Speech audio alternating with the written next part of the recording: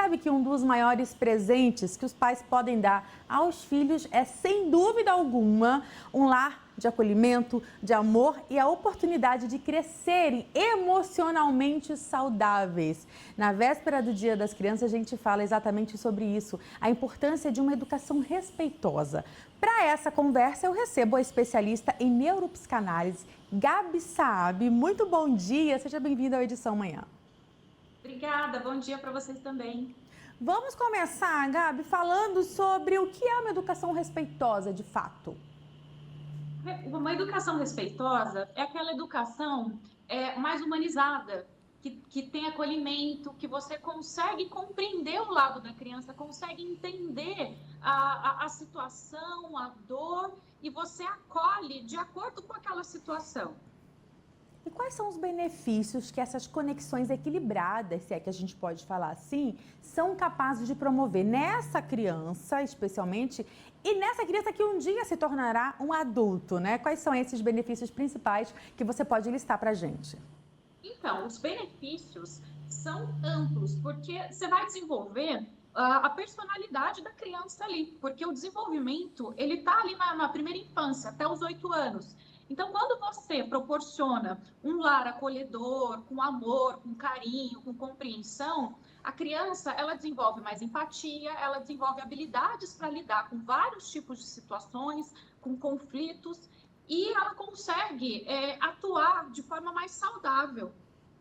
E como você disse aí já pra gente também, são relações positivas que começam em casa e elas vão refletir não só na vida adulta, mas eu imagino que também no convívio social, no convívio escolar e até com outras crianças. Essa educação diferenciada e ideal em casa, ela vai refletir também em outros ambientes. Exatamente, porque a criança, ela aprende por repetição, né? E tudo que ela vê em casa, ali dos seus cuidadores, pais, ela vai reproduzir no externo. Ela vai reproduzir na escola, vai reproduzir na casa dos amiguinhos e vai levar para o resto da vida. Então, isso pode causar bullying, né? Então, a criança, ela pode praticar bullying na escola porque ela está vendo um conflito dentro de casa, ela está reproduzindo aquilo de alguma forma, né? Então, é por isso que é importante a gente prestar atenção na criança e desenvolver o melhor dela para que a sociedade ganhe com tudo isso. Porque quanto mais amor, mais empatia a criança vai desenvolver e melhor ela vai lidar no contexto social.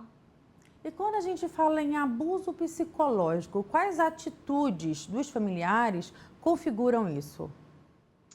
Então, o abuso psicológico, ele é muito amplo. Geralmente, ele é muito silencioso, é uma forma quase que imperceptível. Mas, por exemplo, o filho quer falar com os pais. E os pais não dão atenção, estão ali no celular, estão ocupados, às vezes não é nem por querer, às vezes é porque estão trabalhando, mas a criança, inconscientemente, entende isso de uma outra forma, que é um tipo de violência psicológica ali, porque a criança está querendo ser ouvida e ela não tá sendo ouvida. Às vezes, castigar por uma coisa que o pai não tem paciência, a mãe não tem paciência, ou às vezes fazer algum tipo de ameaça, por exemplo, se você não entrar agora, o monstro vai te pegar. São situações que provocam medo, provocam desconforto, provocam dores, e são questões psicológicas que muitas vezes nem os próprios pais têm conhecimento disso. Eles acham que é brincadeira, mas isso reflete no emocional da criança negativamente. Dito isto, o que a gente pode fazer, o que os pais podem fazer para criar um ambiente, ao contrário disso, saudável e acolhedor para os filhos ali dentro de casa?